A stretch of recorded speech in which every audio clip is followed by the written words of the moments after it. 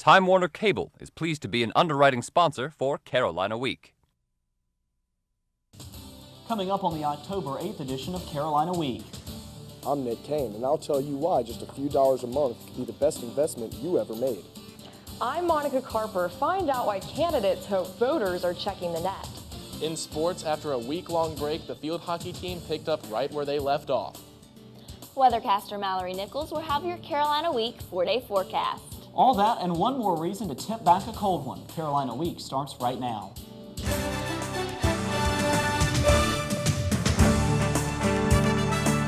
From the James F. Goodman Studio in the School of Journalism and Mass Communication at the University of North Carolina at Chapel Hill, connecting campus and community, this is Carolina Week.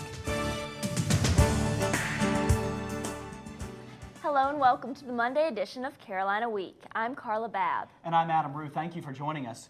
The owners of Chapel Hill's Visions nightclubs are shutting their doors for good in the wake of this week's shooting that left 6 people hurt. It's the latest development in a saga that some neighbors say has gone on for too long. And I come in every morning looking for bullets. That's what barber George Tomasic blames on his next-door neighbor, Visions nightclub.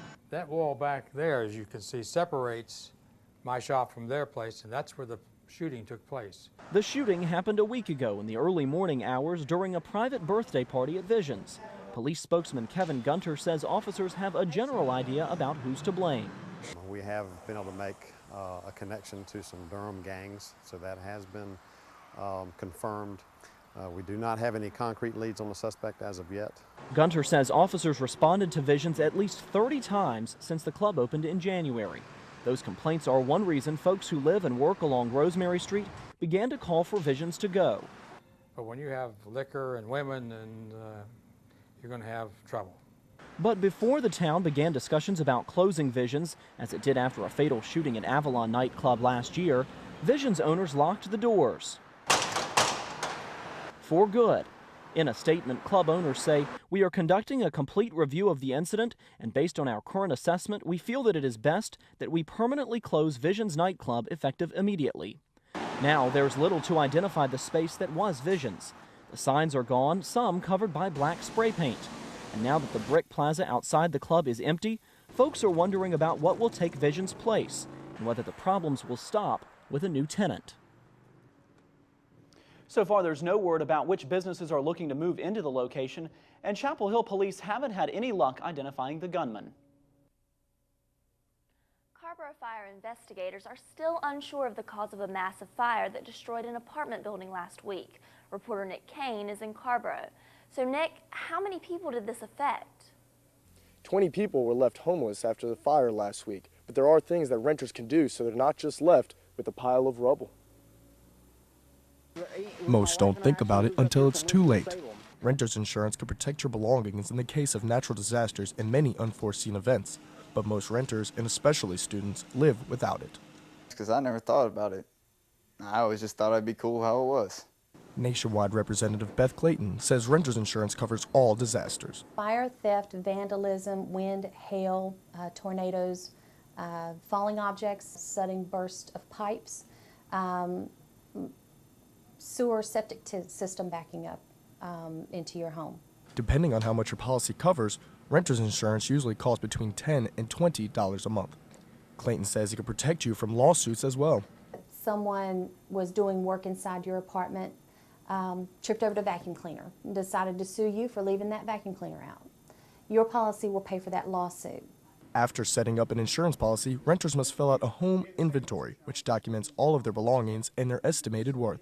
Policies can cover furniture, jewelry, appliances, and even cash and clothing. Some policies can cover laptops even outside of your home. It covers you and the laptop wherever you take the laptop around the world. Disasters like the one in Carborough have got a lot of students changing their minds about getting renter's insurance. Who am I to tell what's going to happen? I mean, accidents happen. Exhibit A. As you could tell, most of the students who I spoke to did not have renter's insurance, and many of them had never even heard of it. Nick, how long does it take for a policy to go into effect? As soon as you fill out an application and make your first payment, you're covered. I went in last week to get a quote for myself, and I was out in about 20 minutes. Thanks, Nick. Nick Kane in Carborough. The presidential election is more than a year away, but polls are already predicting the Democratic nominee. Hillary Clinton has assumed the lead in the race for the Democratic nod. She's substantially ahead of Illinois Senator Barack Obama, former North Carolina Senator John Edwards, and the other Democratic candidates in fundraising and voter polls. Clinton is the clear Democratic frontrunner now, but UNC Republicans and Democrats agree a lot can happen once the primaries begin.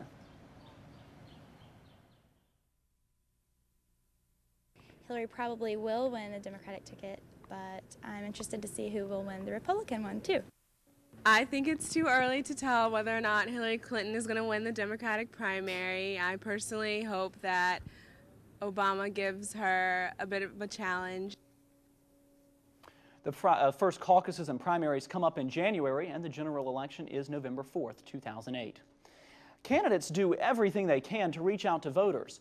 Our Monica Carper is live in the newsroom to show us the latest web efforts for local political candidates. Monica? Adam, our local politicians seem to be pretty savvy about engaging the public online.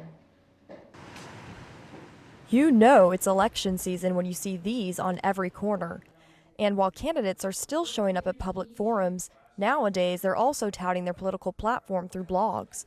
Blogging allows citizens to comment about a wide range of topics and issues. Creator of the political blog site, citizenwill.org, and Chapel Hill Town Council candidate Will Raymond stance about important issues. I can say I was concerned about the budget. I've been concerned about the budget for many years.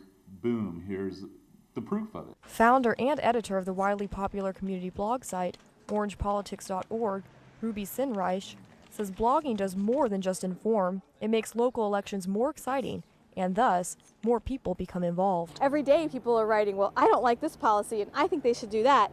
And on the blog, the elected officials can actually come back and respond.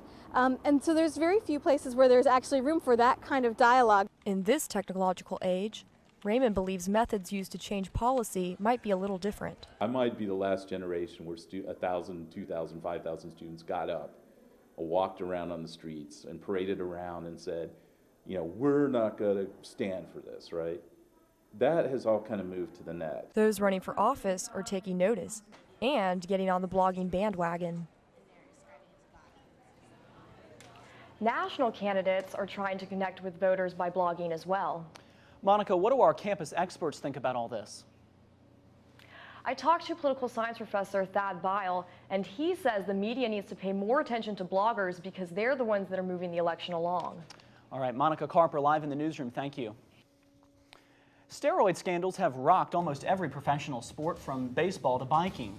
After the break, see how illegal drug use is causing big problems for one Carolina alum.